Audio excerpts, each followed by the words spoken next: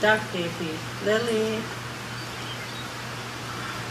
we are heaping Dokishke Wakaja Woj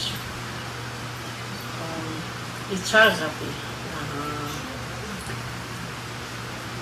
Hel Ogogna Dokishke Inichaka or Hena Solapi Chimpi Ikahena Lecha Hipi Chanke Le Makina Takuku which one charge Dokishki Machako na Oaglaki Ele La Cole Casnasna we Emanchapi Shake El Navaga. I'd like to introduce myself. My name is Helmina first. My Indian name is Gasnasnawi. I got the Indian name from my grandmother, and I live here in Little Eagle community, and I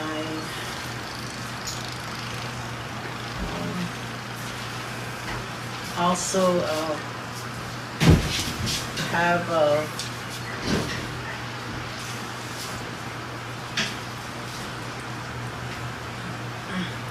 I wanted to say that some of the elderlies that live here in the community has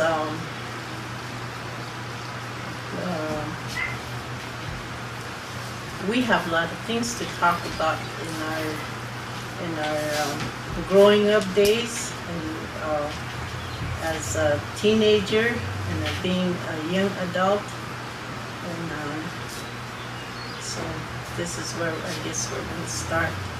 And I have my family tree. My mother is Mary Jane Lawrence, and my father is Leo Chasenhawk. So I have a family tree from both sides of the family.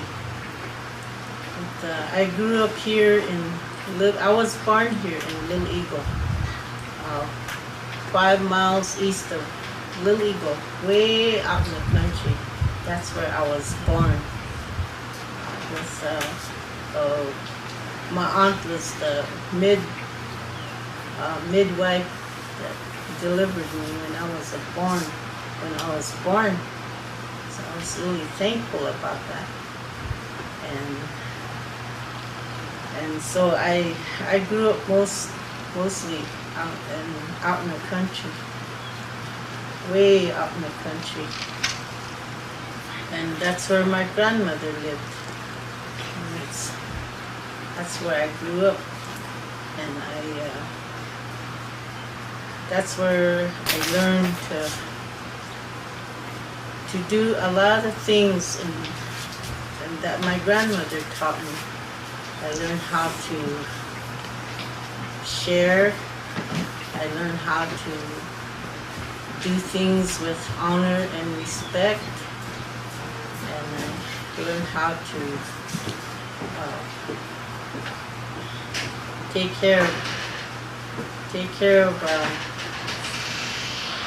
things that my grandmother taught me how to do, like gardening. She likes to have big gardens when we were small, and so she used to wake us up in the morning, and she used to ask us to go to the garden and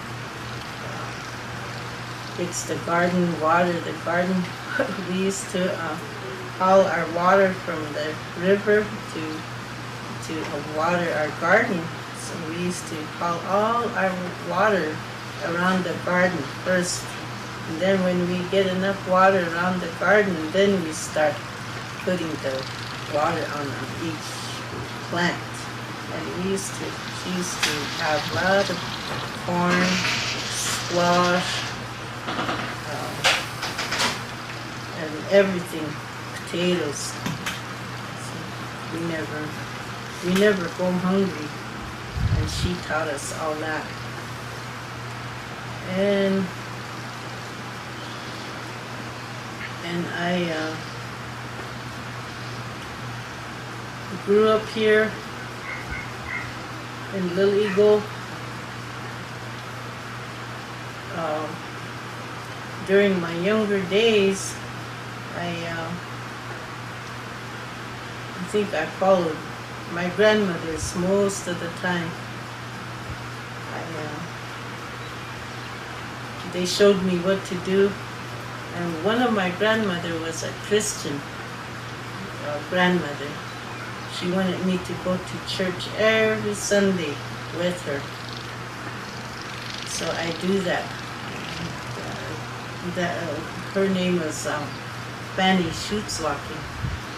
And she taught me a Lakota hymnal song.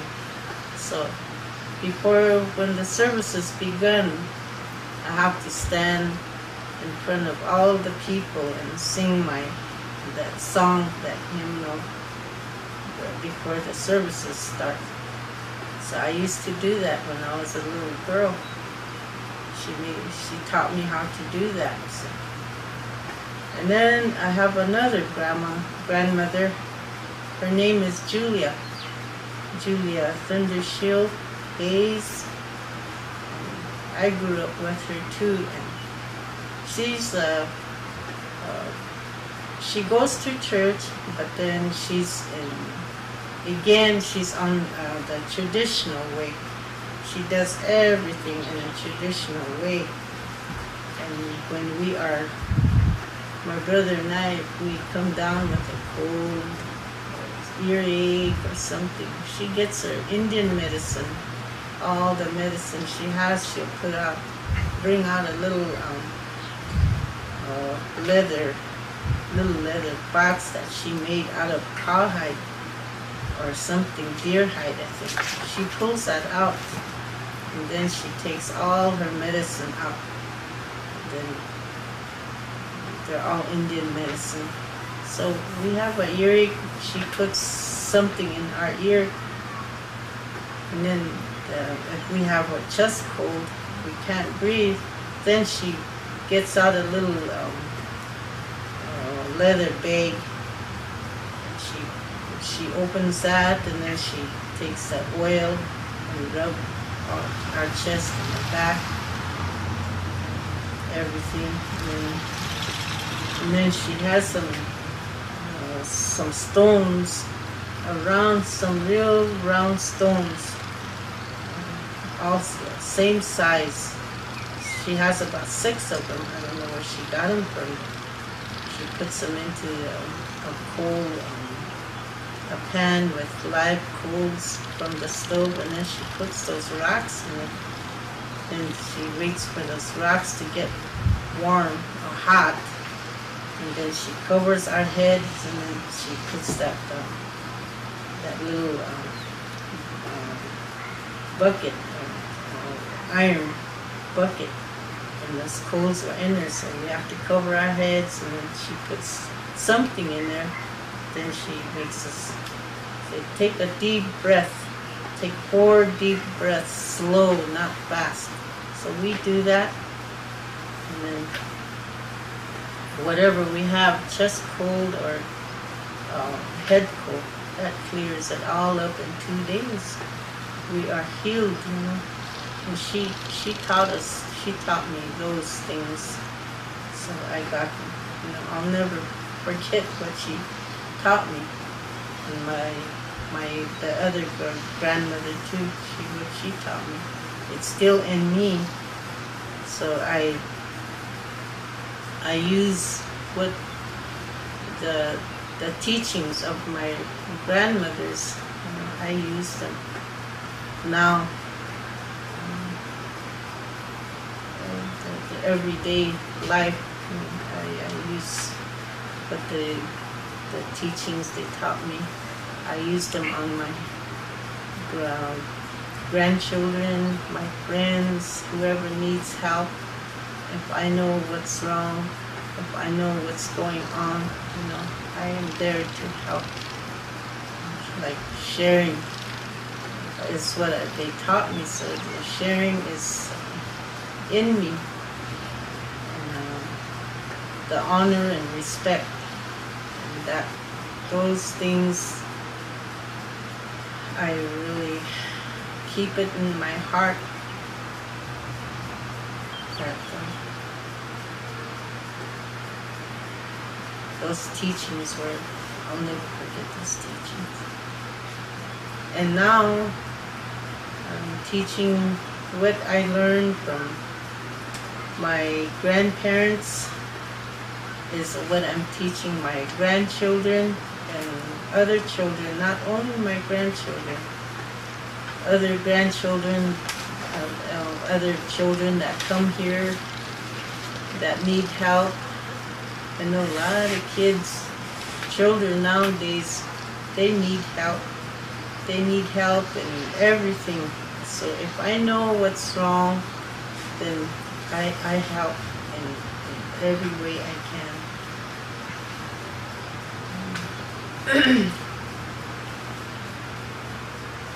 And so I wish nowadays that I still have my grandmothers, my grandfathers still alive. Sometimes I just miss them very much. But, they're gone, and someday I'll get to see them.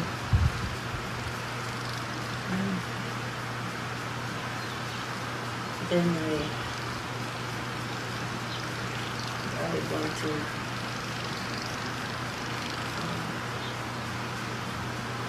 I want to be ready for anything, for my grandchildren or anyone that needs help. I want to be ready because,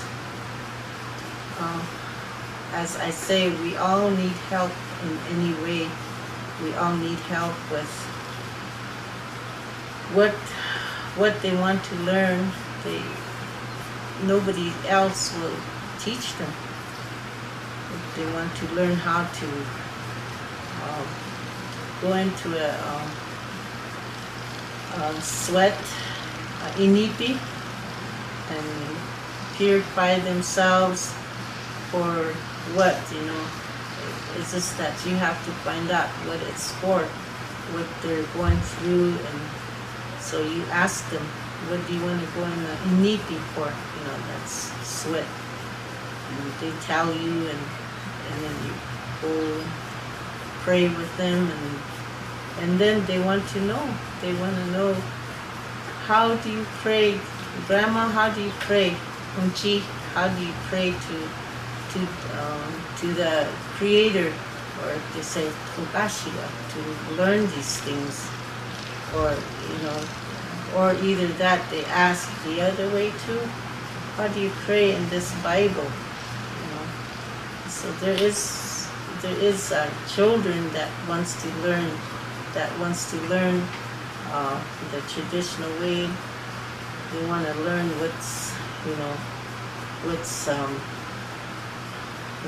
learn how to pray, and then there is some that wants to learn how to pray from the Bible. So there is a lot of that going on right now.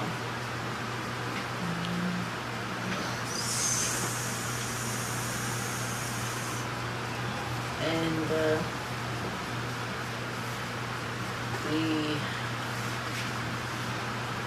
I guess now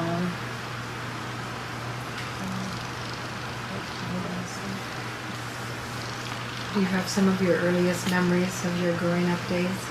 Yes, I do. I have the earliest memories of my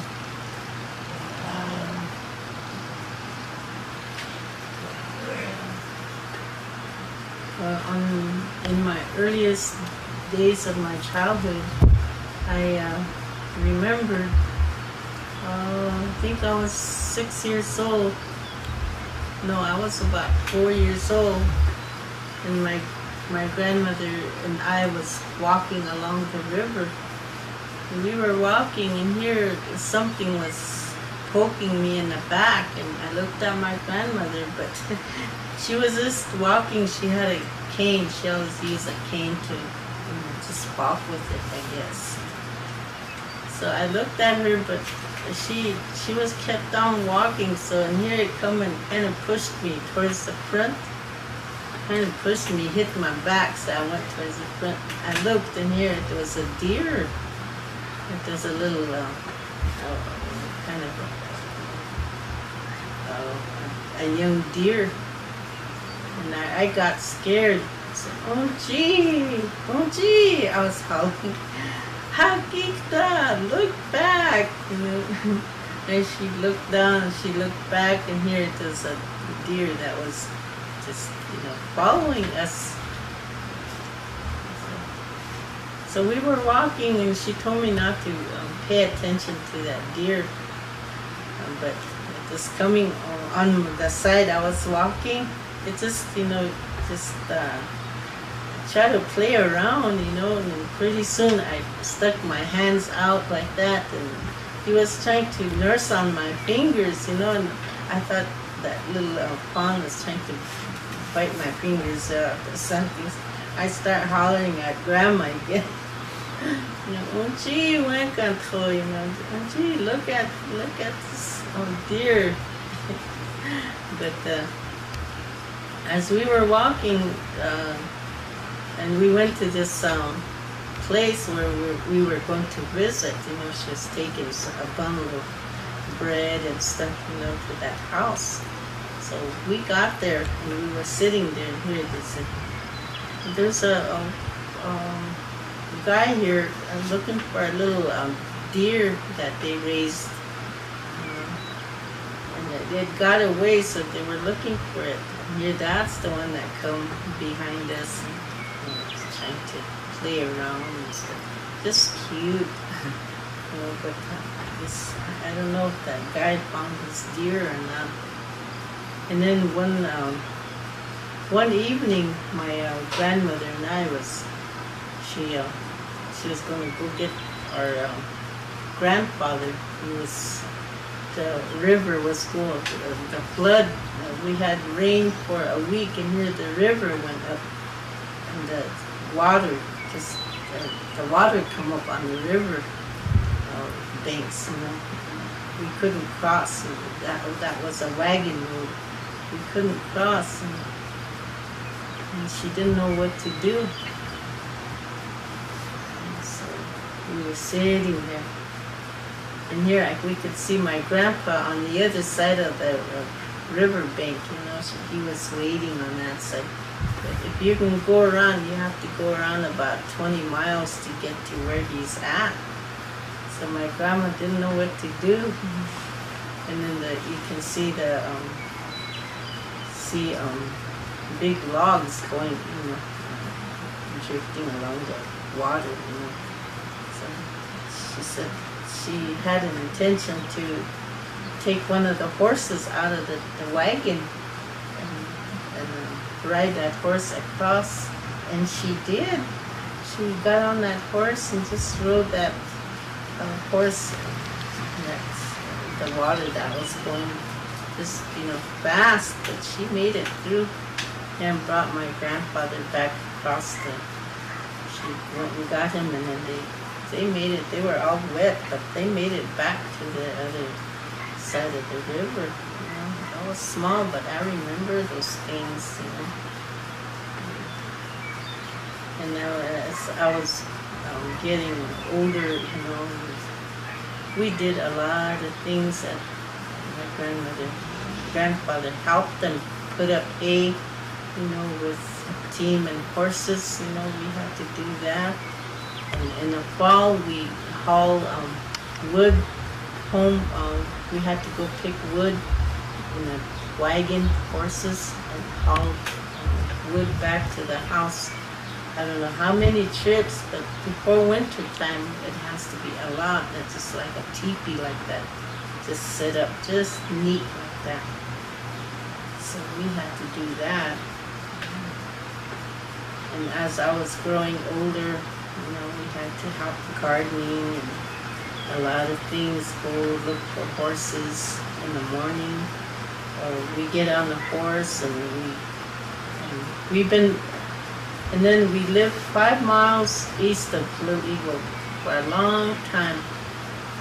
So when we come to school, we come on a horse. We rode the horses to school. And down here, the school was down here. So we tied them up all day till the school's out, and then we ride our horses back home again. Pretty soon, as we grow older, the bus line, they made a bus line down there, so then the bus goes way out there next. So we used to ride the bus. For a long time, we had to ride our horses into school. That was fun. And then when there's a big,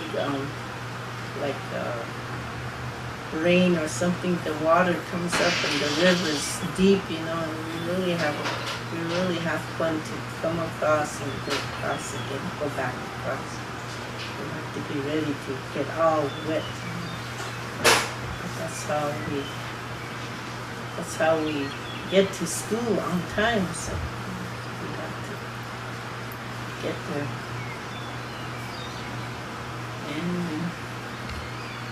And my grandmother, in the evening, she used to sit down with us and tell us all kinds of stories. Iktomi stories, some rabbit stories, and some chicken stories. And she told us a story about some skunks too. She tells us about some eagles stories. But this Iktomi one is, she used to make us laugh with that. We used to just laugh and laugh. So every evening. Unchi ake Iktomi wola kohe unkoki kapi. Tell us about the Iktomi story again. Here, okay, wait. We all, you know, sit around there's a table, so we just sit around, or we are in bed and she'll be sitting in a chair. She'll be telling us the story, and she'll be laughing. My brother, before she finishes, my brother will go to sleep. But me, I like to hear that Iktomi story, so I just, you know, stay up and listen until she gets done. And then she has a little prayer to say, so let's pray together. And she walks away into her bed.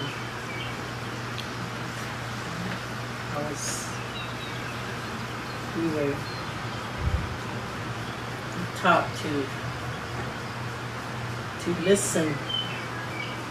My grandmother used to say, listen to whoever, older person talking to you, sit down and listen.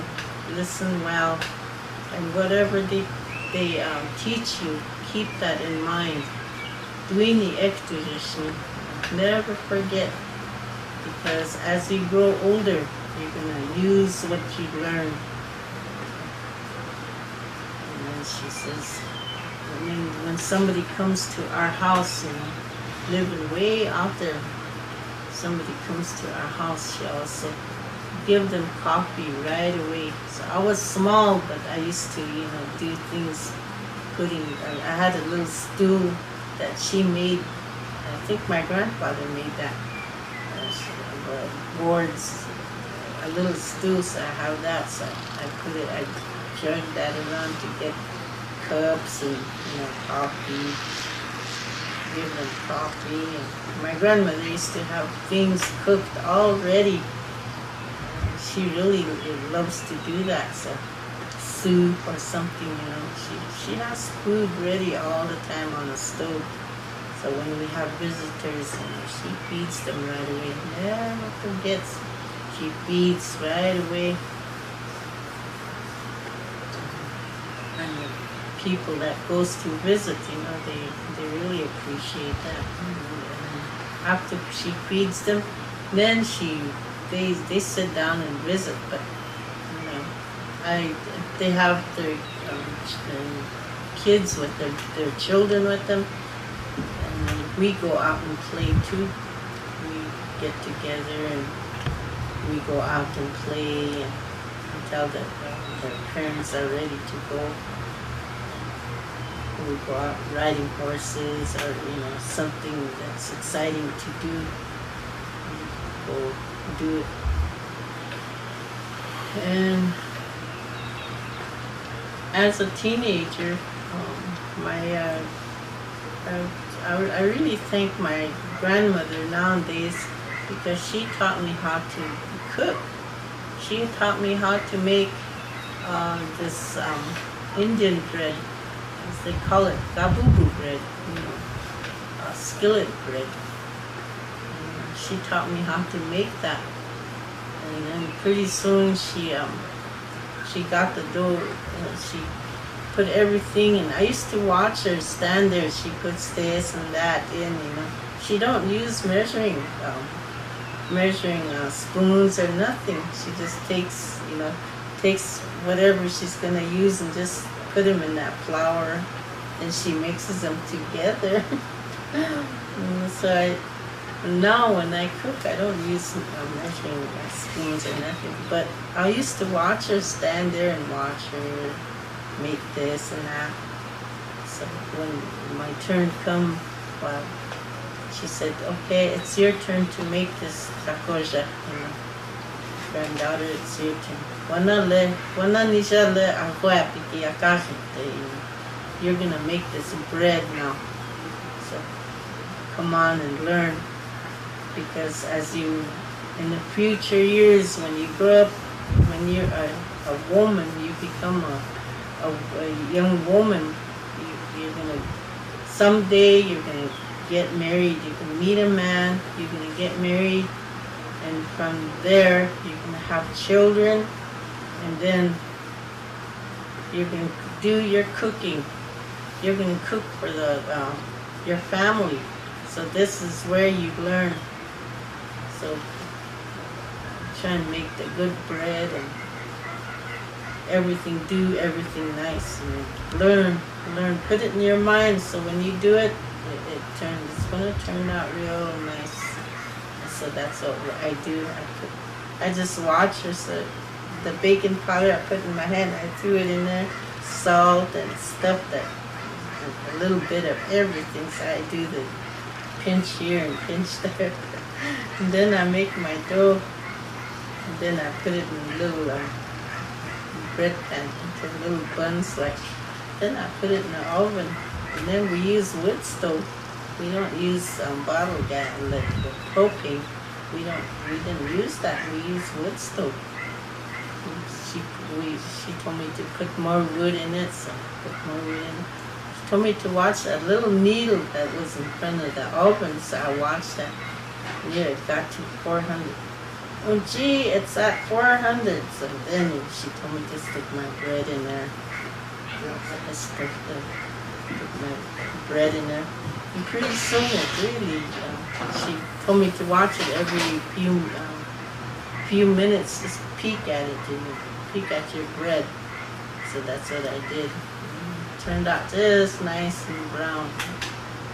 So I told her, oh gee, it's all brown. The bread is all brown. Wana bread ata hiye.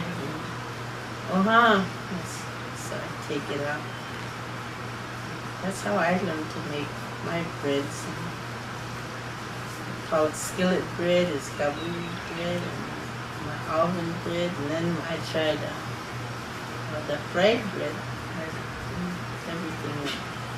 Everything turned out good for me. Well, the fried bread was a little heavy, but pretty soon it really turned out good.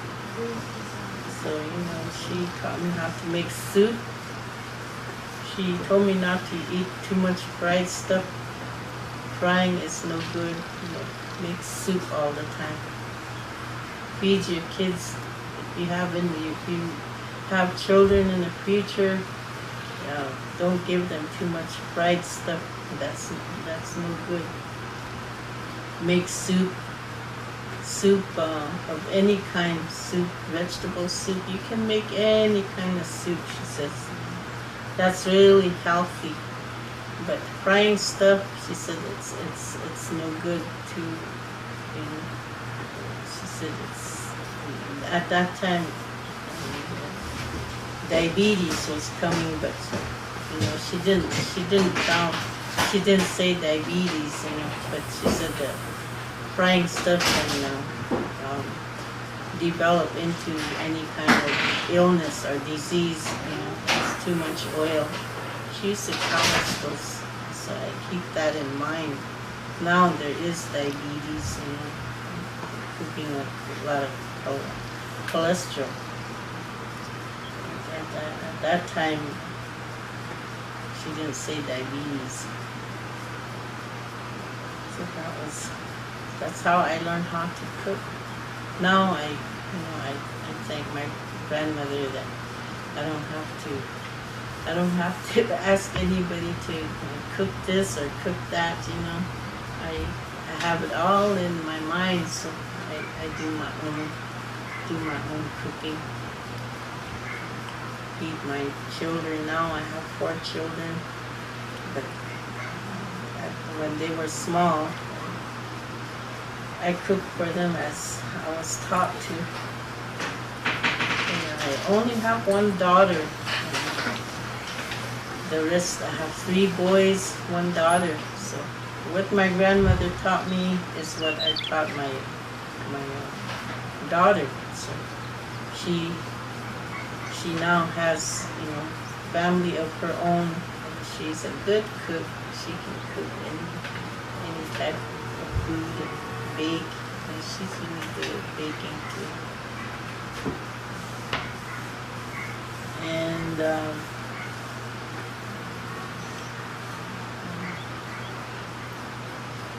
can you tell some of the stories of historical events that you were told when you were young? Yeah.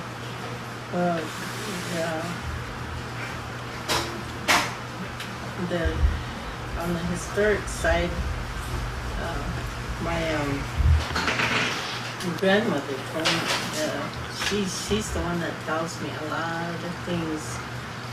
And she always tell me about the Wounded Knee. She always sit down, and her and I, and other, not only me, but other children. She used to sit down and tell us about the Wounded Knee, what happened at that time. I think that was 19 or 18, 6, was it 1816? I think. I can't remember now. 1890. Yeah, or 1890. Yeah, so she used to tell us about Wounded Knee, that massacre that happened over there.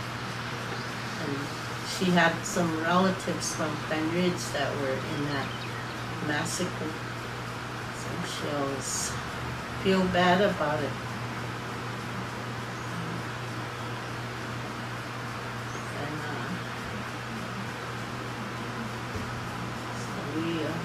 She used to tell us everything about that, and then she used to tell us about all the chiefs that were in this area. Chief Gall, Chief Running Antelope. She used to tell us about Running Antelope. And she's the one that said that this community of Little Eagle should be named Running Antelope instead of Little Eagle. she's the one that used to tell us that. And she used to tell us about Sitting Bull. Sitting Bull, how he got killed, and that he was guidance to our Lakota people when we I guess they chased the Lakota people around to get them into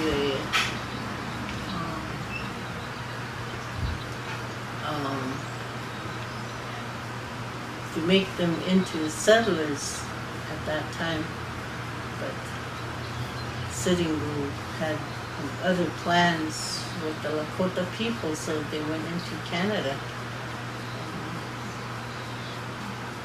And him and a band of Indians, the band of Lakotas, they went into Canada, and they stayed in Canada for a while, and then they come back this way again. They come back to South Dakota again. She used to tell us about Crazy Horse too.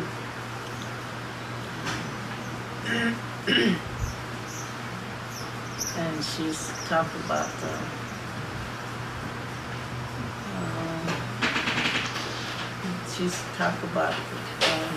Lakota people, you know, that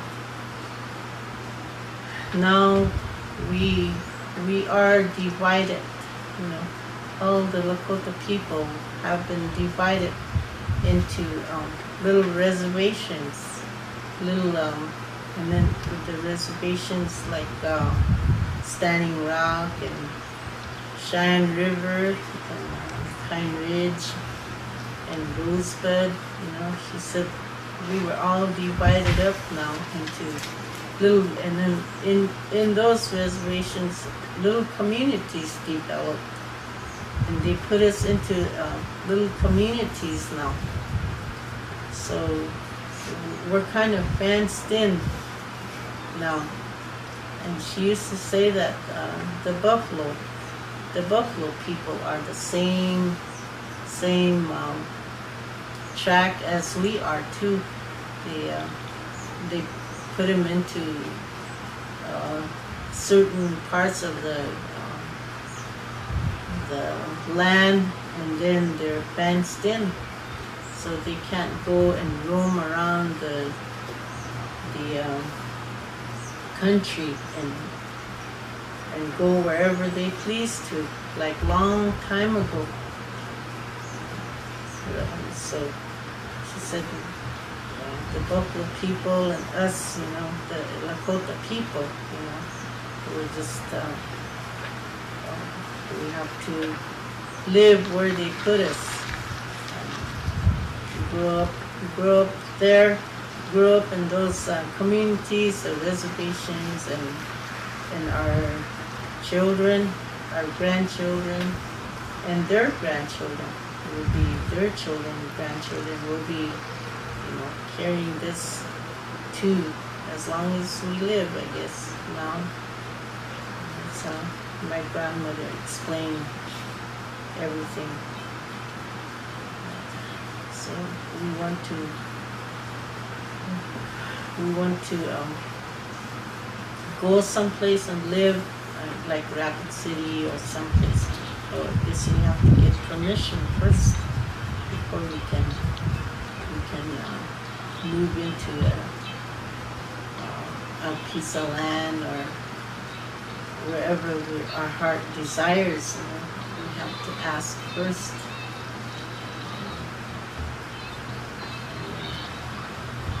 And that's how the buffaloes are too. You know, they can't roam wherever they want. They just have to stay where they're at, wherever watches over them. I'll continue on talking about the history of Sitting Bull, what I know. Like as I say, I have to rely on my teachings on my grandmother's they tell me what's going on in those days. So I guess Sitting Bull went to Canada. He took all his people to Canada, and then he stayed in Canada for a while. And I think it's in the spring they head back towards South Dakota. Sitting Bull made up his mind to come back to South Dakota, and he was doing good until I think they were having a ghost dance when they the soldiers, the cavalry or the soldiers try to put a stop to it, and they start fighting. And my grandmother told me that the own Indians, the soldier Indians, the Lakota soldiers, had to go and shoot Sitting Bull, and he was shot to death by their own Lakota cavalries, the soldiers. And that's what my grandmother told me about it. So she always says that if he stayed in Canada, for a length of time, he would have been still alive, because I think when he died, he was young yet.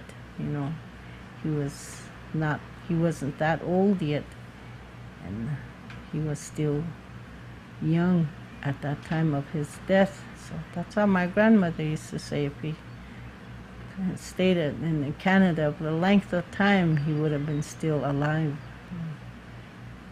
And so that's what she tells me about Sitting Bull, and come back to South Dakota, and then he got killed in South Dakota, in Bullhead, South Dakota.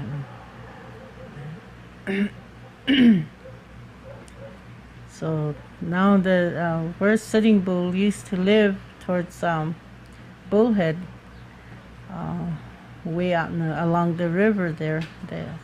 Now they have a Sundance ground over there, where where his house used to be, his teepees used to be. They have a Sundance ground out there, and they have a Sundance every year that I could remember when I was back to Standing Rock. And it's still going on. The Sundance is still going on out there, where his place used to be, his old place used to be, Sitting Bull's old place. But my grandmother always tells us about these historical moments about the chiefs and what goes on in Standing Rock or other places that she could remember, and she always talk about that Wounded Knee massacre, that some of her relatives were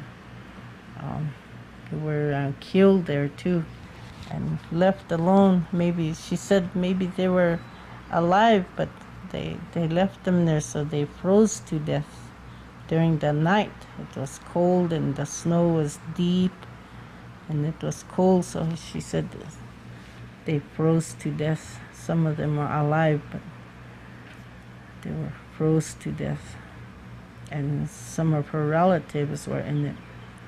So she used to remember all those, and she used to kind of feel sad about it, for losing some relatives there. And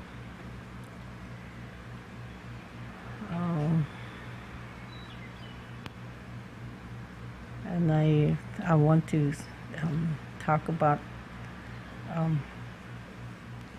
learning some stories when I was younger, some Iktomi stories and rabbit stories, as my grandmother used to call Mashtinchala woyake na Iktomi woyake Maka woyake and hunkankam. They call it stories. They call it hunkankampi. So we used to say, "Unchi wanachtate wana huyaka kaoyaki he."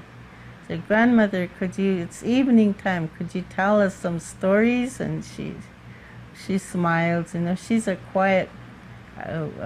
She's really a quiet woman, but you know, she tells us things and she teaches us things in the right way. You know, and you never hear her get mad.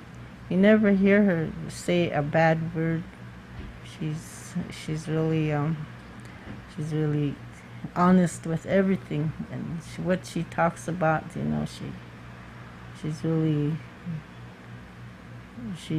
it comes from her heart, you know. Her teachings, you can just, you know, understand what she's telling you. She's telling you to learn. So she'll say, "Hey, wana iota kapi, you know, sit down now. Story time. Wana huaka kakte, you know." Then we sit down.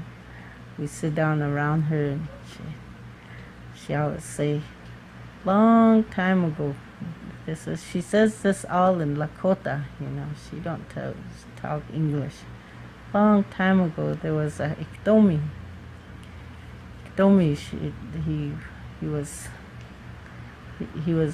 he had a little cabin. He was laying inside of his cabin thinking about what to do, but he was getting hungry. So Iktomi was thinking about how to get food somewhere, and so he woke up. He got out of his house, and he was walking along the path where the trees along the river. He was walking, and here he looked on the side, and here he saw a bunch of prairie chickens. So right away he thought about, how can I fool those prairie chickens so I could have a meal, you know. I could blindfold them and sing them a song so they could all dance, and while they're blindfolded, I'll knock them out as they, you know, dance, and I'll sing hard so they wouldn't tell that I'll be taking them, you know. I'll be knocking them down. So I guess so then he went to this bunch of prairie chickens that were sitting there. So he went over there and he said, "Let's all have a round dance. Let's you prairie chickens feel like dancing? Well, we can have a round dance, and I'll sing the songs, but I have to blindfold you first, so see who dances the longest, you know. Every time I'll take the blindfold off if you one, you know, falls over." You know, he talked them into dancing. So I guess they all said okay, you know. They didn't think that Iktomi was gonna, the spider was gonna take them, you know, and put them down one by one. So he got his little drum and he starts singing. And then he blindfolded them. And so, all of you to get ready now. So he took his drum and he started, little round drum, he starts singing. And so they were all dancing. So every time he sings, I guess he had I don't know what he had in his hand, or this, maybe this little drumstick. He used every now and then he'll hit one on the head and they'll fall, you know. And he'll be singing, and he'll really sing, and then he'll hit one again. They were falling down, and here finally one pulled the blindfold down with his wing, I guess, and looked around here. They were all laying there. And he said, "Let's get out of here. He's putting us down. He's gonna get us all down." And he was the only one, so he flew away. This prairie chicken. So then this Iktomi, he was really happy, you know. He picked up all the prairie chickens and he went home. He cleaned them and he put a fire up and he cooked all of them down. He cooked all the prairie chickens. Then he said, "Well, I better sleep while this here is cooking. So when I get up," but my grandmother said he didn't sleep, and again he thought about it. "No, I better take a walk, you know." So he took a walk. The spider went and took a walk. Iktomi went for a walk while these here prairie chickens are. While he was walking, a coyote was coming. Coyote could smell that cooking of the prairie chickens, so he come to where they were cooking. He was watching, and here the fire went out. Fire went out, and so he was standing there, and here my grandmother said he pushed the kettle off to one side. I don't know what kind of kettle he used at that time, you know, but Grandma said, "Oh, Humpy, you know, that's kettle." He pushed it on the side, and he ate all that. He ate everything up. He just left the bones. So when the Iktomi was coming back, well, this coyote seen the Iktomi coming back, so he filled up anyway, so he took off. He went back into the woods. Iktomi come back, and here all he found was bones, and everything that he got they were all gone. So I guess Iktomi just cried and everything, but he lost all his meal. He lost what he put sang for and everything. He lost out. So my grandmother used to tell me, don't if you're gonna do something, don't have what Iktomi did was he got things with a blindfold people. He fooled them, and then he got whatever he needed, but he didn't get to eat the meat, the prairie chickens. So that's what my grandma used to tell us. As you grow up, don't ever fool people to get what you need. Ask for it in a nice way with respect, and whatever you ask for, you'll get it. Don't fool people, or don't do what Iktomi did. That's what he did, and that's a learning. That's a learning from it. That's my grandmother told us about Iktomi. So he told us not to do what Iktomi did. That's fooling the prairie chickens to dance, and then in the meantime he was knocking them down. He thought he was going to get a good meal out of it, but he lost out, as he didn't do it right.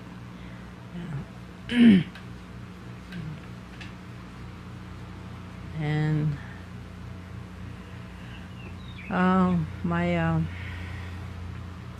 I think I was 10 or 11. I was sent to boarding school. And I went to boarding school for just 1 year, and then I had to be sent somewhere else, so I went to boarding school that 1 year, and I stayed away 1 year, and not 1 year, 9 months. So, but when I went to boarding school, I couldn't speak my language. I had to speak this foreign language. So I make mistakes, talking with the matrons and whatever. I try to speak my Lakota way, my Lakota language, and they used to punish me if you can't speak this, you can't play out, you have to stay in your room, you have to start reading this, and they'll give me a bunch of books, to read, and I really had a hard time because I grew up with my grandmother, so this Lakota language was always in me. Anything, that's what we used to talk to elders and elderlies, but staying 9 months in a boarding school, when I come home, I forgot some of my words in Lakota way. I couldn't speak it, and I really felt bad. And then I had to ask my grandma, how do you say this? And she couldn't believe how just that 9 months, I lost track of saying a lot of words in Lakota, So I had to learn it from my grandmother again. And if I can't say a Lakota word, I used to go around the corner and try to think, and sometimes I cry because I can't remember it. And that's how fast,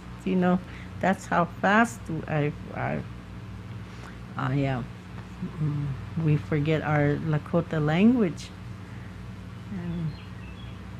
But that was just 9 months of 9 months of boarding school. I went, and I forgot a lot of my words, that Lakota words that I use when I talk with elders and elderlies. And so the next year, my grandma didn't send me back over there. She said I have to go to school. We're close with her. I have to be close with her to talk my Lakota language again.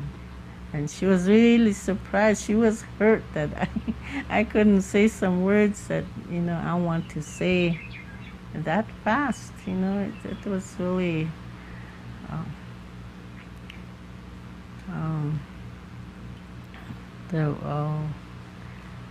the English words were strong that come to me because it's been pushed to me, every day.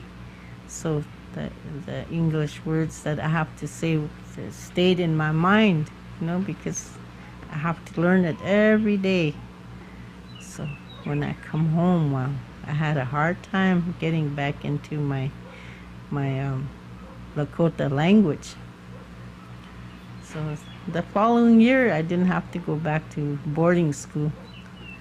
But in the meantime, I learned a lot, I learned how to fix my own bed, and I learned how to clean my own room. I learned a lot at the same time.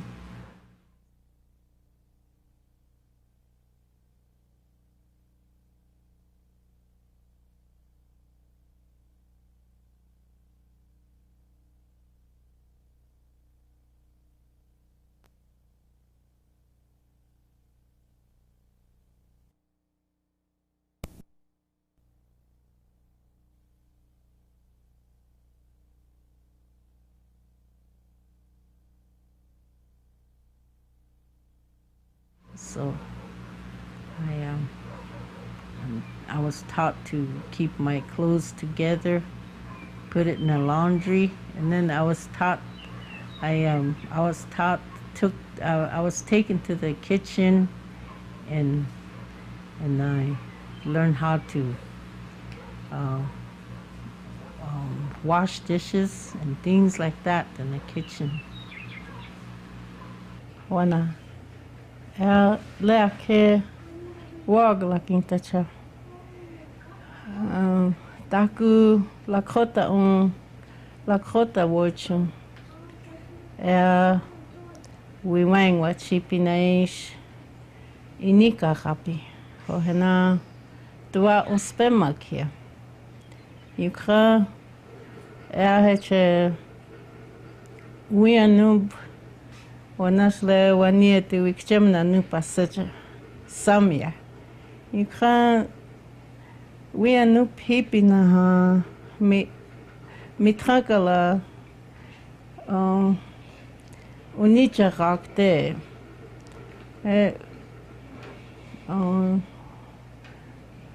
cha nigluya ki ha oini tipiel unyampi na ha heche tiwahe unki trapi elia hiukte chike chache he oini tipel unki api na ha wianki hena ob heche ob nawajinkta chimpi na ha iche taku giha hunkaya pi he unkiglustampi cheke wana tiwahe el hechel onha iblable ikha wianki hana sli la taku otan spema kapi na le han hana yuhamani na ha naku wichasha ena traitu kikshinaku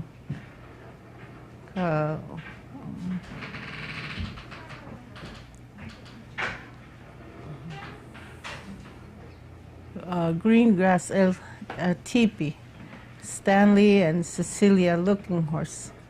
Hayukha hena isha oini kagapi na ish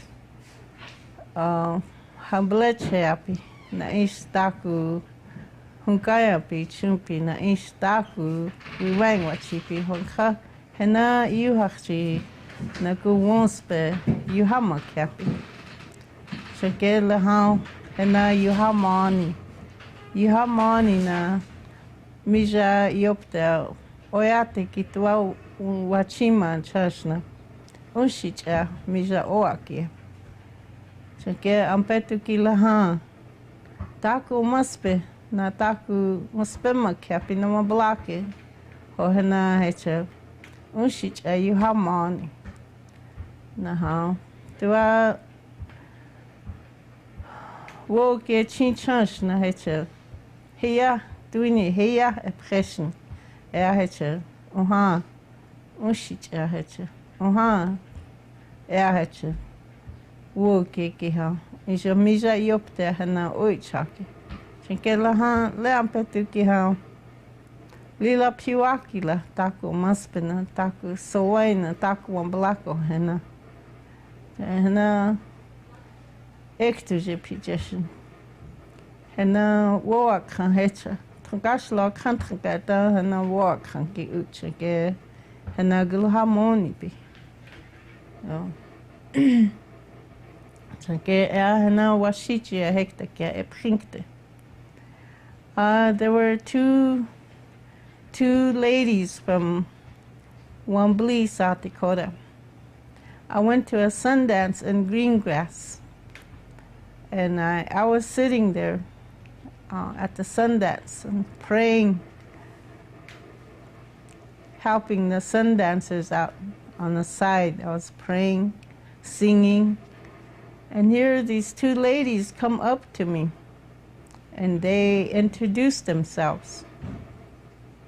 And that was Norma and Irma Rooks from Wambly, South Dakota. And they sat down and they talked with me as they know me, before.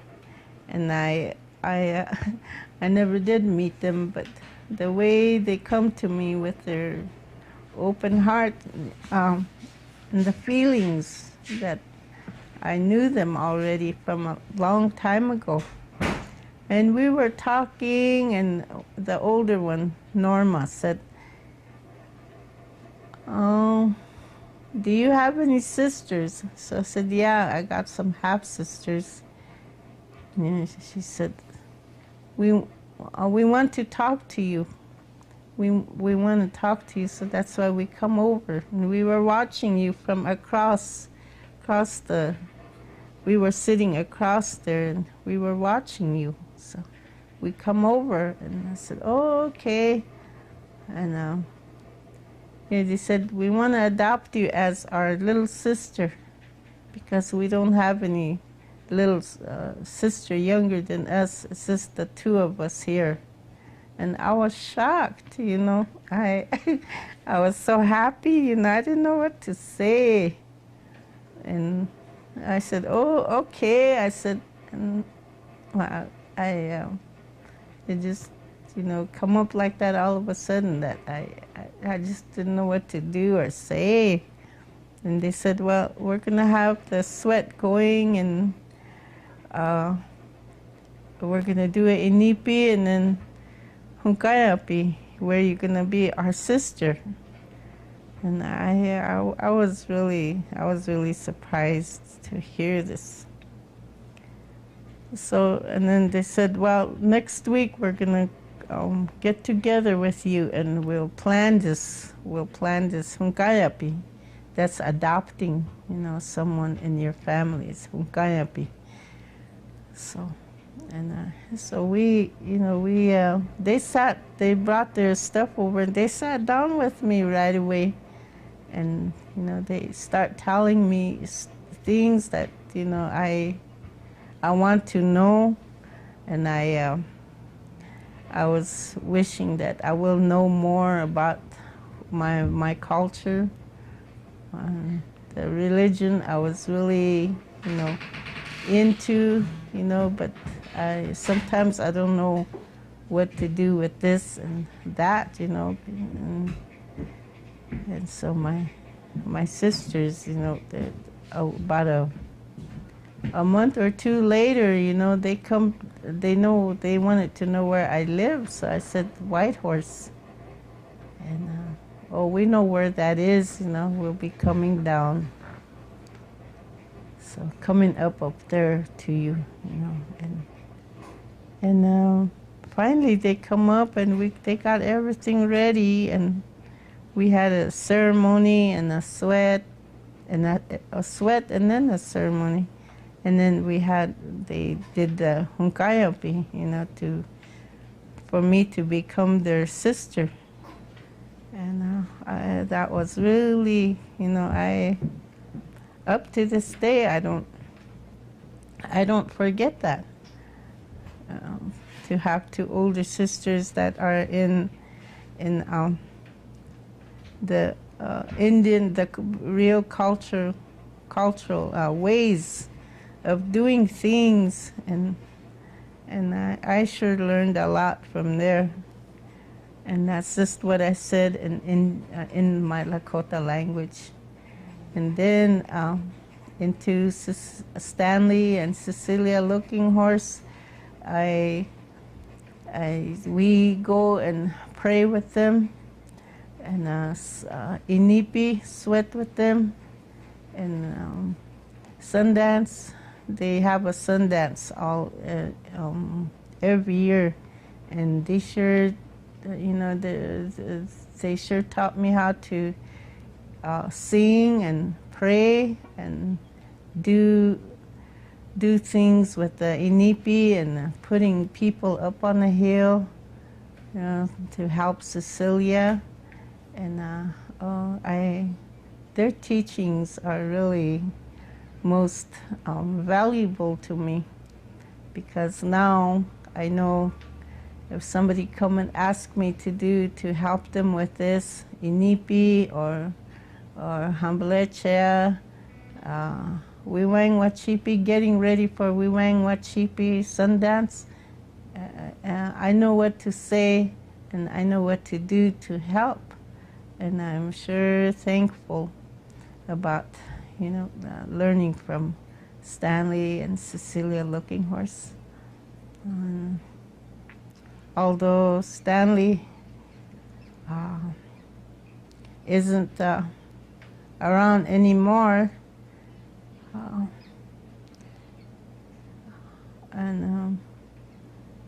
but his teachings still go on, and Cecilia is, having inipi yet to help people out, and that is sure nice of her to keep going, keep what Stanley just left aside there, and he's with the Creator now, but Cecilia still goes on with the things Stanley used to do with the inipi and helping people out and talk with people and all this. And we miss Stanley. We greatly missed him yet from our heart. And that's what I said in Indian, in my Lakota language. Mm-hmm. I'm going to talk about the parents. Today, parents and grandmothers today, grandfathers. Today, a lot of children are neglected and abused. And that's around the world. Makasitomani, that's around the world. And I know first of all, I want to say that I'm a licensed foster parent. So I always be ready for children to come into my home and take them in. And some I have to work with them really, really strongly about themselves, because they are hurt. There's hurt in every child. So I take time sitting with them, and I don't ask what's wrong, but they come out and tell me, and they cry. And but in the long run, they still miss their parents. They still miss their grandparents. And now us parents have to have time for our children. We gotta spend some time with our children every day, so you'll know what they have in mind, what their feelings are, and how they want to do things. And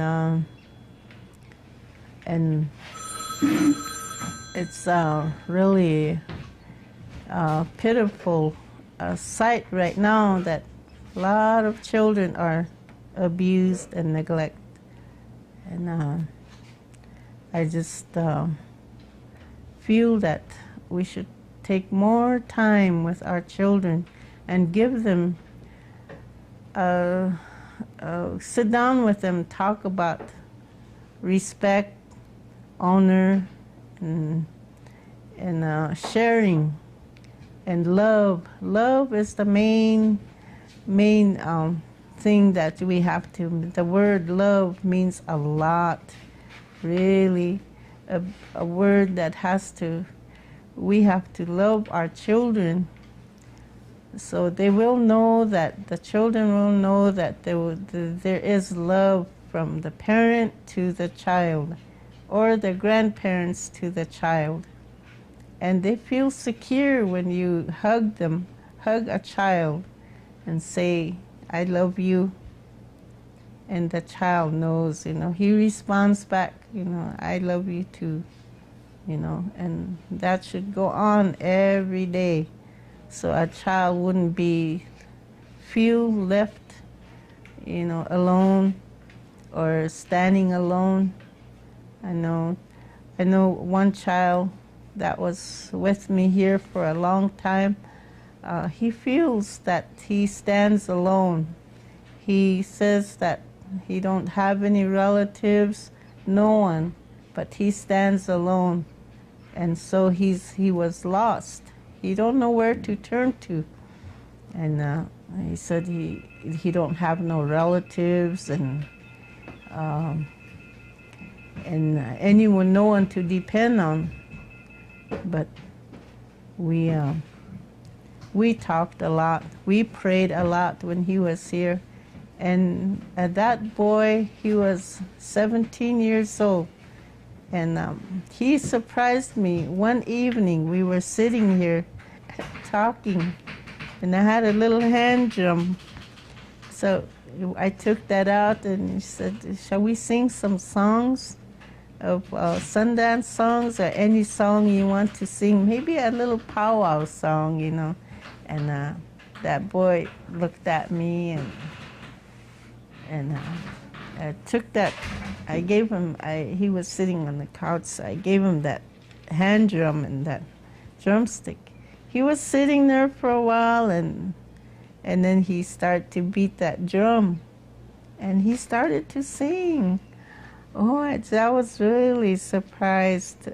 And here the boy says, his name was Anthony.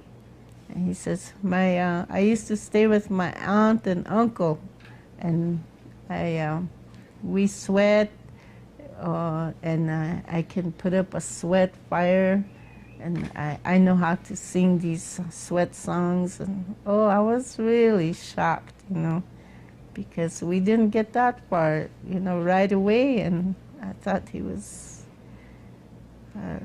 I thought wrong, you know, and I thank Tugashila, the creator, that, you know, I got to know him.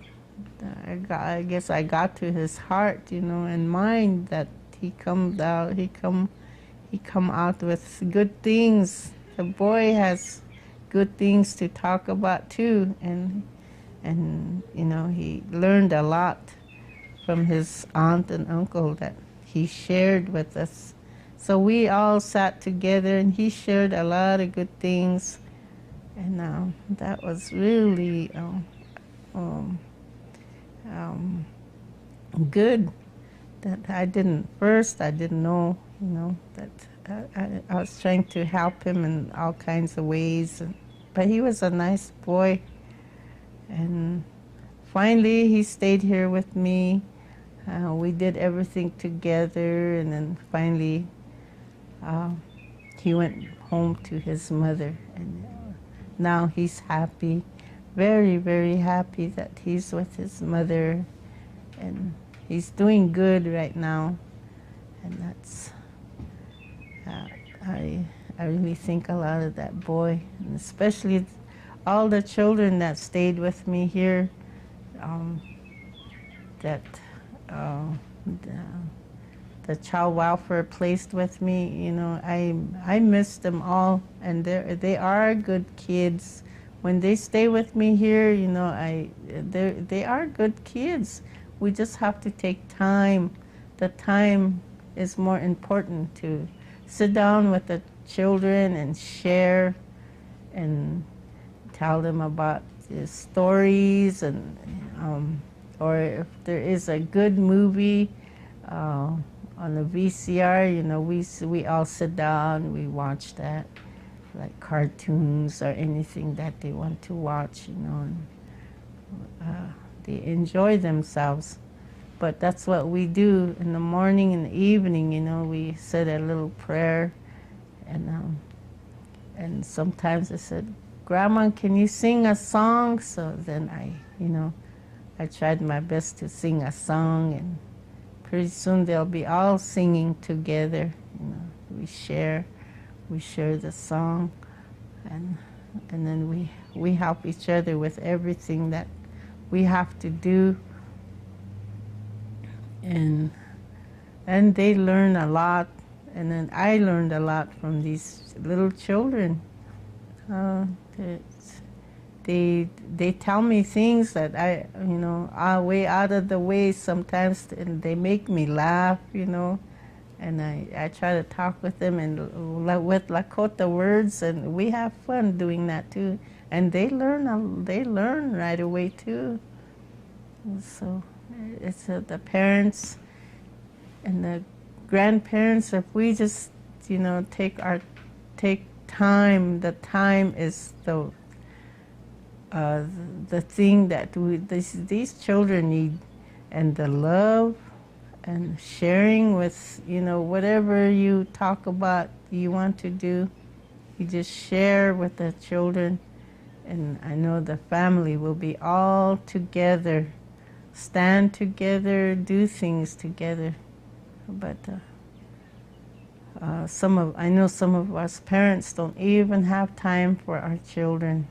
We have other plans, and our child tries to talk to the parents. We say, yeah, wait, okay, wait. And that waiting, the children are waiting forever for the time to be with the parents, to sit down and talk about what the child has in mind. We have to listen to those important words a child has to say, and we neglect those. We neglect the children by doing that, and then that's where the mind turns. That's where a child mind, he or she, a little mind will turn. They don't love me, so I'll go and do this, I'll go and do that. Maybe they'll see, that I'm doing this and that, and maybe they'll think and, get me back and love me. And that's where a lot of children get into bad things that they shouldn't have.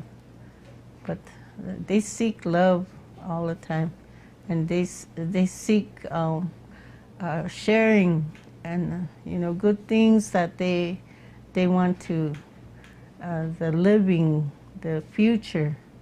But I sure hope this alcohol and drug will disappear from our reservations.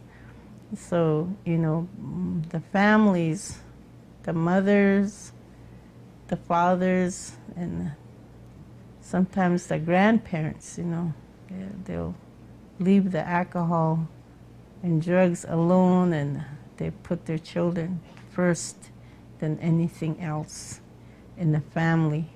Because the Creator gave us these children to raise. They're not ours. It belongs to the Creator.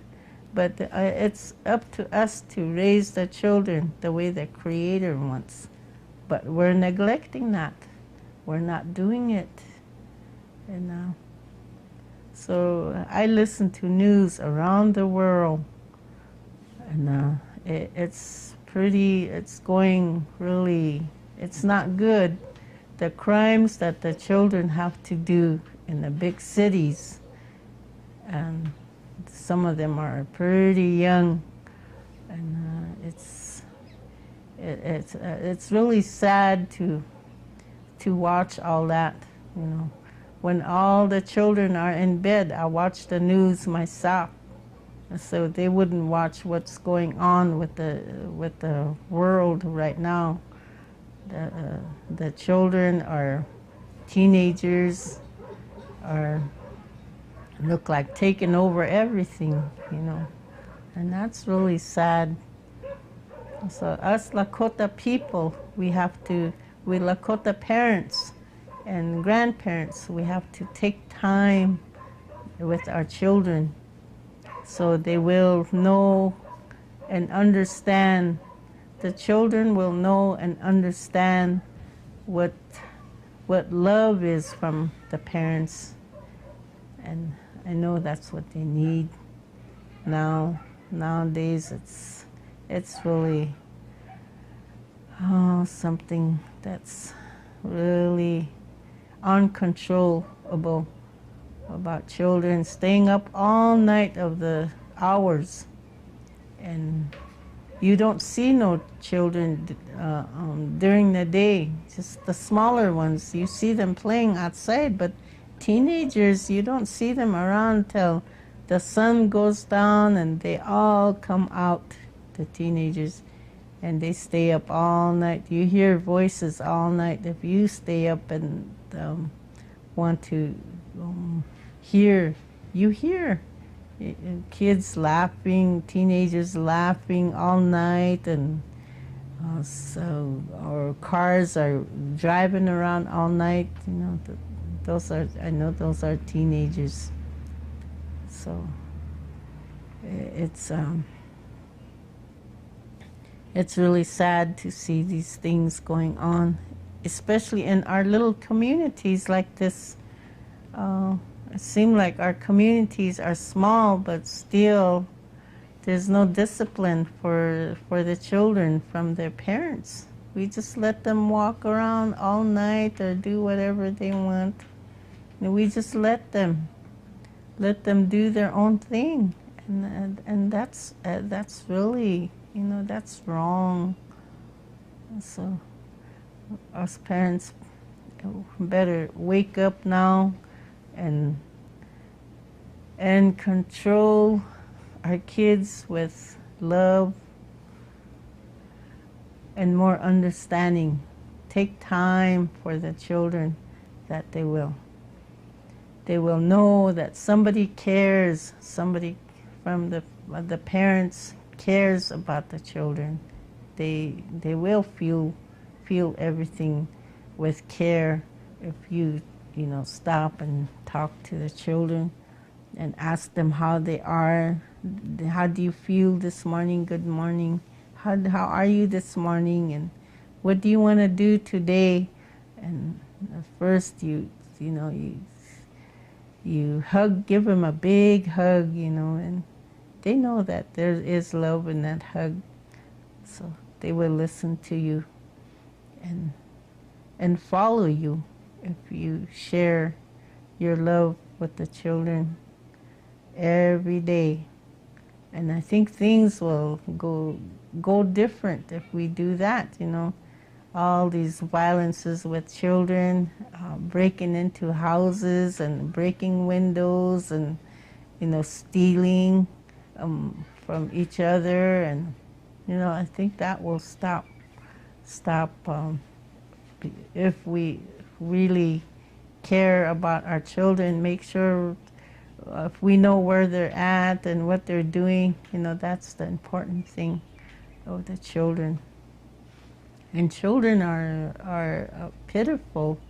They don't know what to do. So the parents have to tell them. We are the parents. We have to tell them what to do, and so they, they'll look up towards us, and if we do that, I know they'll respect us. The children will have respect for themselves, and then respect us too as parents, and they will listen to us, to our whatever we tell them to do, and all this.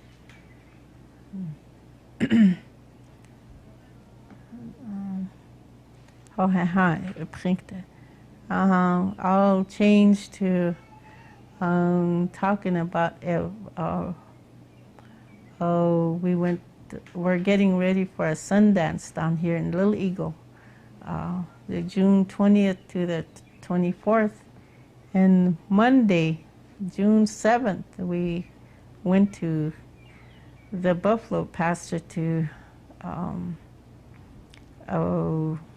butcher a buffalo, and all the men were out there trying to select a buffalo that will give their lives up for us, to pray 4 days and 4 nights, and they had prayers out there before choosing a buffalo.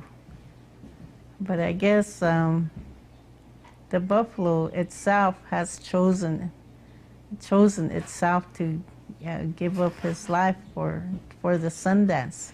And from that herd, a buffalo turned around and come towards the man, and that's the buffalo that gave its life for us to use during those those 4 days of praying, and that was really a sight to see. And they got the buffalo down, and it didn't take off or anything. It just stood there too, and so they did a little ceremony, and then they got the buffalo down, and then they butchered the buffalo, and we saved everything of the buffalo to use for the Sundance. And I was really thankful to see that, it's the tatanko, they're really sacred, because the white buffalo, the white buffalo calf woman come from the tatanko. So I respect a lot the buffalo people, and it's a sight to see that, it makes you feel stronger in your mind that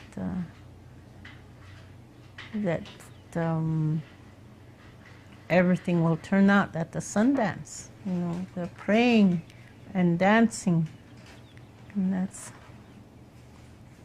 that was really a sight, a good sight, a sacred sight to see.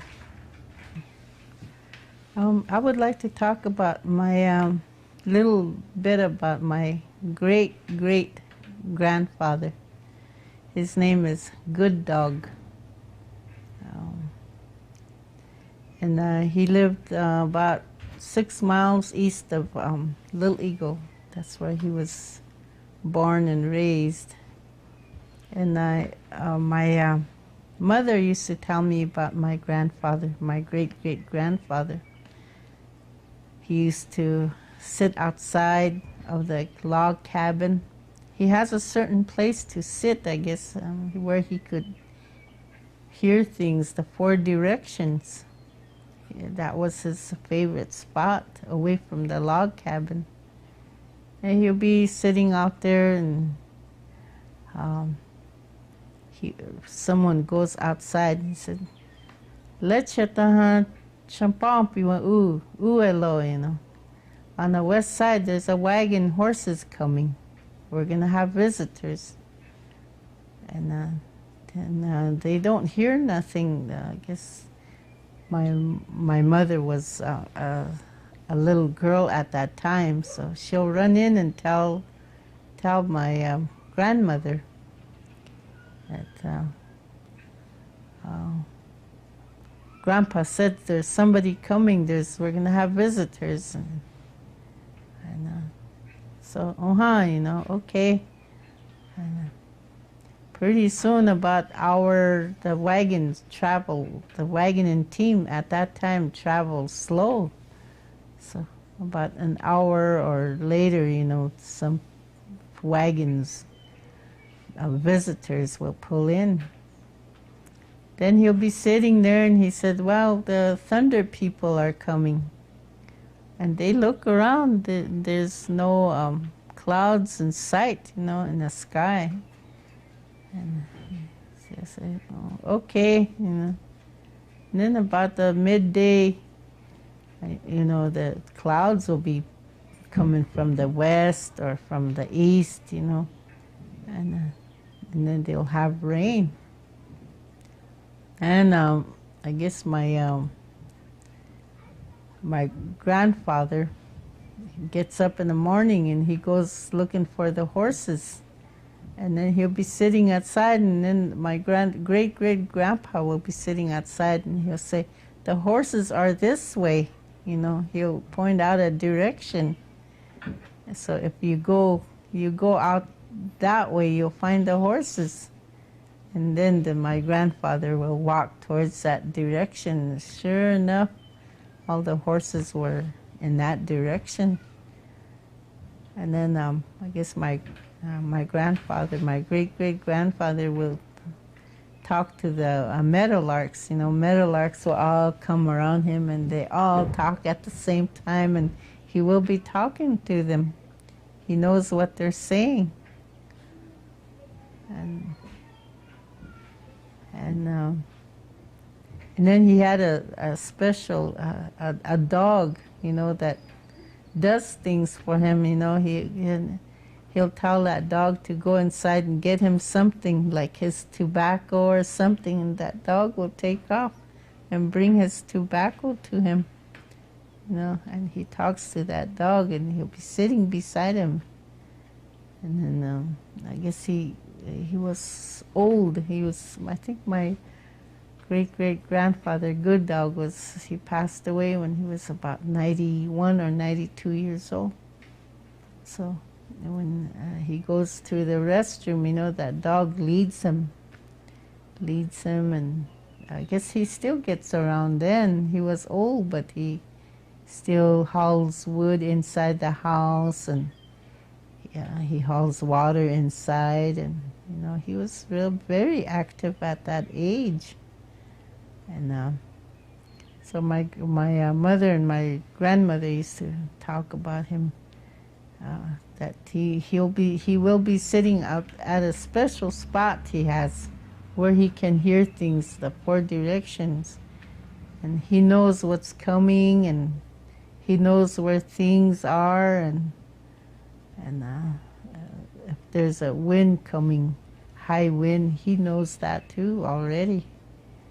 And he talks to the birds, and then he's really happy when there's an eagle flying around above him. You know, he talks to that eagle too, Wambly, you know. But he knew a lot, you know, without seeing or, you know, walking to things. You know, he hears and he tells people what he hears. And that I was wishing my great-great-grandfather was with me now, you know, that I will learn a lot from him, his teaching and his storytell. I guess he tells a lot of stories at that time to my mother, which she was a little girl then. She hears some of the stories he tells. I guess my mother didn't talk English at that time too. All she knew was the Lakota. Speaking of Lakota, you know, he didn't. So that was my mother and my grandmother used to tell me of him. That I really appreciate hearing what all, you know, he used to do and all that. At least I know. At least I don't know my great-great-grandfather, but at least I know what he does and how long he lived and all this, you know. He's really a nice old man, nice grandfather we had. So that was, I treasure those, you know, those stories they tell me about him. You know, I wish I could see him and talk with him. At times I always wish that. Then I want to talk about when I was a little girl. My grandmother, I had 3 grandmothers that took care of me when I was small. I was a small girl. And as I remembered, you know, my grandmother, the one I call her Julie, she made me she sewed up a rag doll for me. And I think the rag doll was tall as I was, you know. And she made some clothes that the rag doll could wear, you know. So, and she said that was mine. And here I got too close to that rag doll, I guess, you know. And I sometimes I think about it now that I talk to the rag doll, you know, like a living person, you know. I would say a living person because I talk to that girl, that rag doll. I play with her, you know. My grandmother made a dress, you know, like a little a buckskin dress as they wear now. She made one, and that rag doll wears it, you know, and then a little headband that she made. So she wears a little headband. And then I don't know how she did it, but with a yarn, she made the hair so that little rag doll had long braids. I really treasure that, you know. I sleep with that rag doll, and if I'm gonna go play, you know, I make sure, you know, my grandmother used to give me a little, she had a little shawl that she gave me, so I put that rag doll behind me, and I tie that shawl in front of me, so that rag doll's always riding behind me, you know. And wherever I play, you know, that rag doll's always with me. So I carry my rag doll everywhere I go, and I talk with the rag, you know, like a person, like a little sister or something, and I really treasure that doll that my grandmother made. Then she made me a little wooden wagon with my grandfather's help. You know, they made me a little wood. It's made out of wood, a wagon. So I put my rag doll in there. I just play. You know, I get done with my grandmother. You know, I was small, but I used to help her with the chores. You know, I have a little stool where I drag it by my grandmother, and I'll be helping her. And you know, it's I do everything that she does. You know, I watch her pretty close, and whatever she does, you know, I do the same too. And sometimes she tells me, you know, don't fall now. You know, this is too high. Don't fall. And then I also, okay, you know. So I really had good times with my grandmothers that raised me since I was a baby, I guess, you know. And they taught me a lot. They taught me, I'll never forget what their teachings are, you know. They always say to respect, you know, to respect others as I respect myself. And that's when someone comes to our house, you know, my grandmother always say, get the coffee, because I think I was old enough to, you know, reach for the cup and coffee, and so I'll set the table, and then to say this, you know, I was born a left-hander, so when I set the table, everything's on the left, you know, and the people that go to visit, you know, they all say, le chatka, you know, she's a left-hander, you know, le chatkawi, you know, they always say that to me, you know, and that they say she's a left-hander, you know. But I always put everything on the left-hand side, you know, the cup and the spoon and everything, you know. But that's what my grandmothers showed me to do, is when someone comes to the house, you know, give them coffee right away, give them something to eat right away, you know. So, but they taught me how to walk with respect, honor, love, and sharing and happiness. Put a smile on your face, keep smiling. And they used to tell me all these, and I'll never forget these teachings from my grandmothers and my grandfathers. And the one I got scared, maybe I shouldn't tell this, but the one I got scared of doing, but my grandmother, when I become a woman, and I had the first time I had my moon, I got scared, and I told my grandma, my grandmother, and I think I was 13 years old at that time, and I really got scared. I thought, I thought about the worst, and I told my grandmother that, that this happened, and right away, that they told me she got me out of the house and to sit under a tree, and right away she went out, she went someplace in here, she brought sage home, and she wanted me to sit on those sage while they put up a tent. And these 4 days of my moon, I had to stay in a tent, that's covered with sage. And I had to stay out there for 4 days, but my grandma keeps checking on me.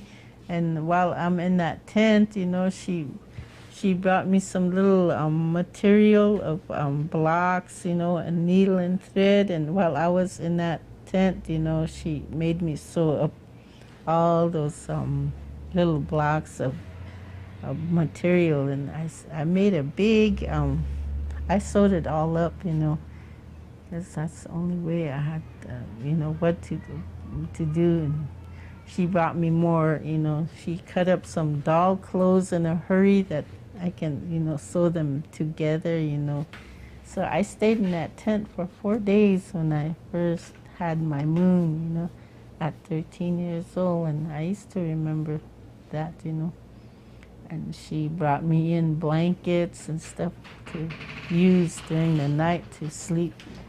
But she said, don't be afraid, I'm out here. I'm outside of the tent, so don't be afraid, but you have to do this. And she told me all about what was,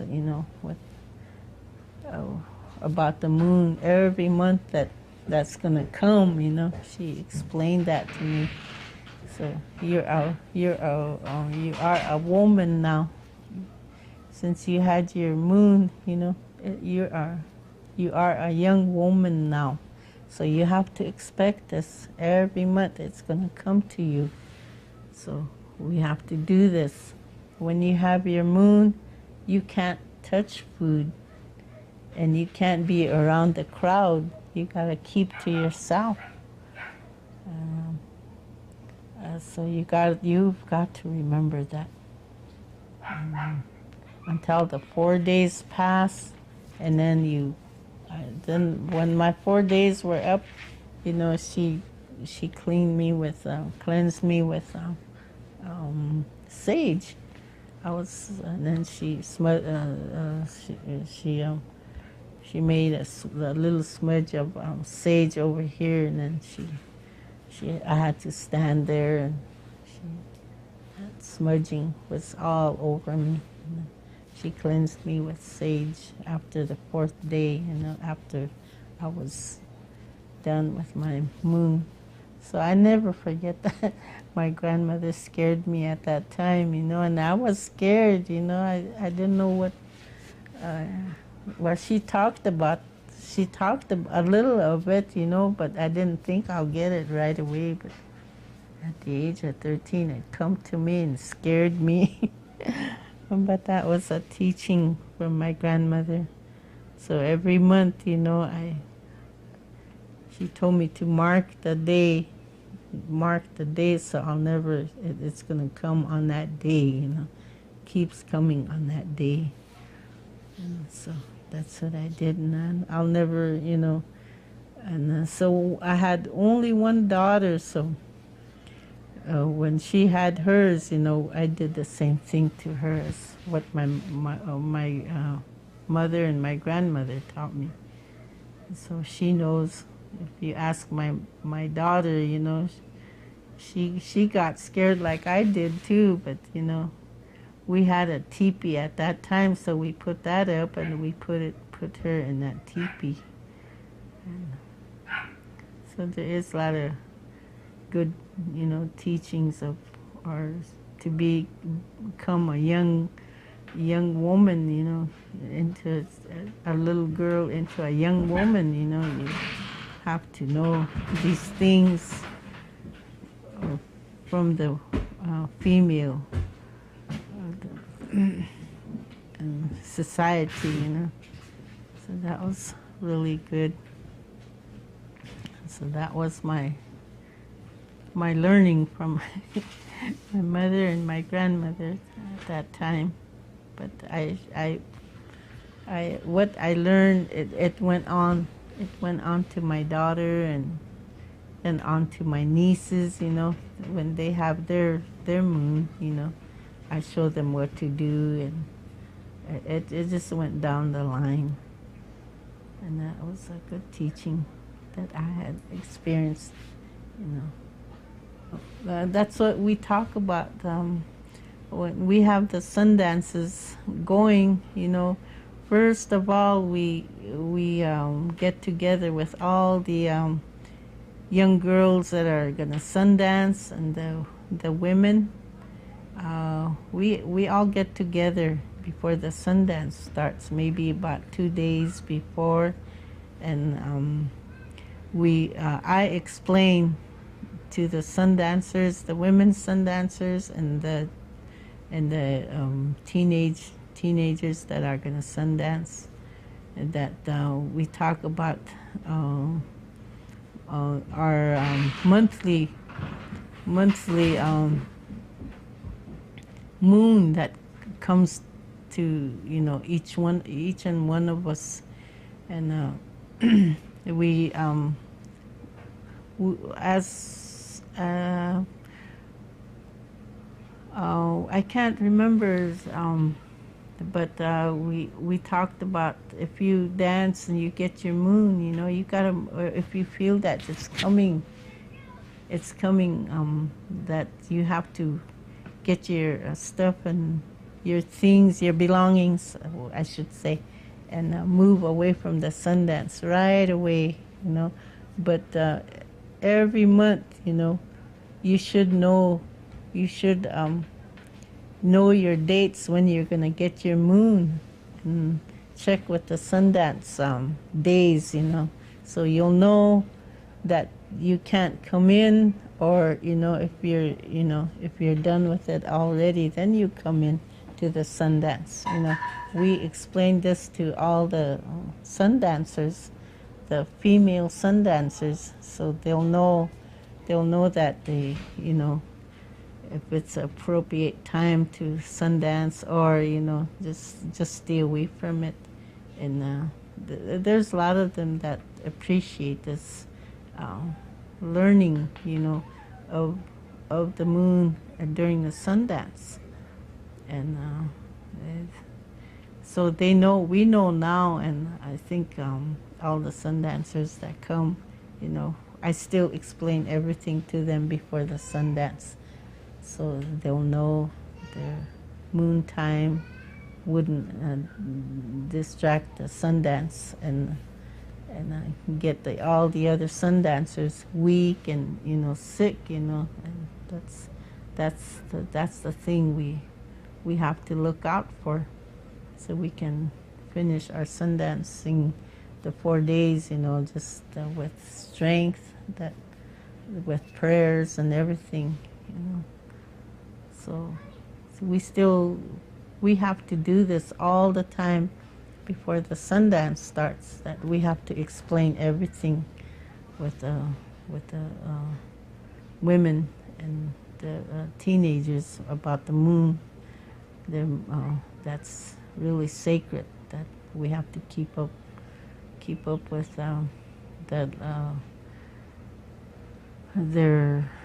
their ways and the 4 days of the moon, that's not to distract the Sundance. So I'm sure happy that the female or the women folks understand this, and the teenagers, and of course we have some little girls that holds a pipe too, but they're small yet, so that's what we do at the Sundance. And we all work together good about it, and they understand and respect the ways,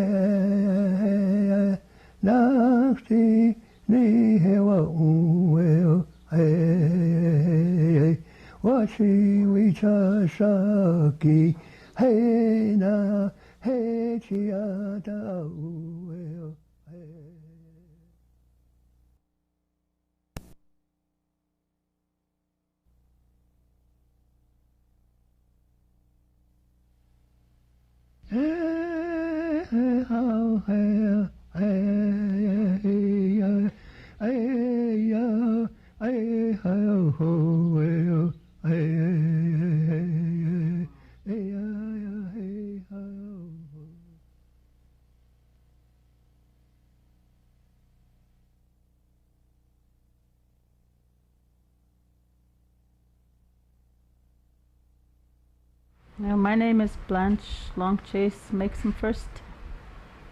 I was born in Little Eagle, South Dakota. I'm 55 years old. I was born to Mary Jane Lawrence Kilscrow. My father's name was Paul Long Chase. They're both deceased. And I grew up most of my life here in Little Eagle, along the Grand River. We lived way out in the country in younger years. Then we moved to Little Eagle.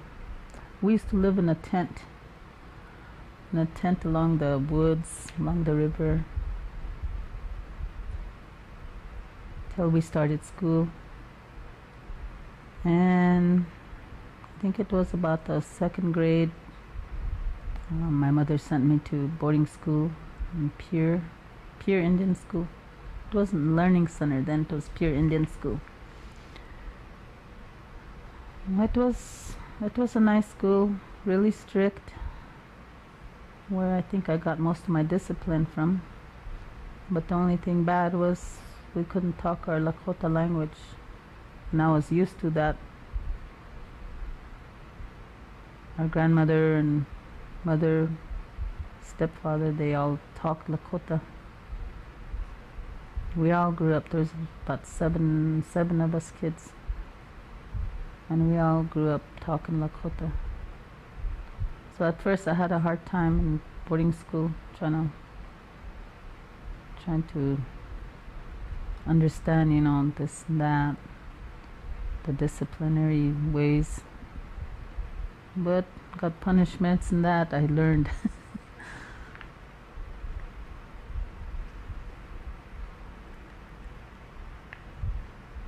When I came back, I had to learn my Lakota language all over again. I go to school 9 months at a time. I went there 2 years. When I came back, I had to learn my Lakota language all over again.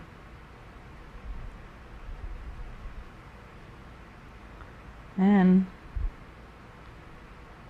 her grandmother, she never hardly talked English, and my speaking English kind of came handy in a way, because when we went to the store or she had to talk English someplace, she'd always ask me, and I was glad I could do that, speak English for her and talk for her, ask the mailman or postman or the grocery man this and that, what she couldn't say or didn't know. Or she'll write letters or something, we'll address it for her. In some places it was good, the white language, but the Lakota language was really what we were born with, what we had in a home. And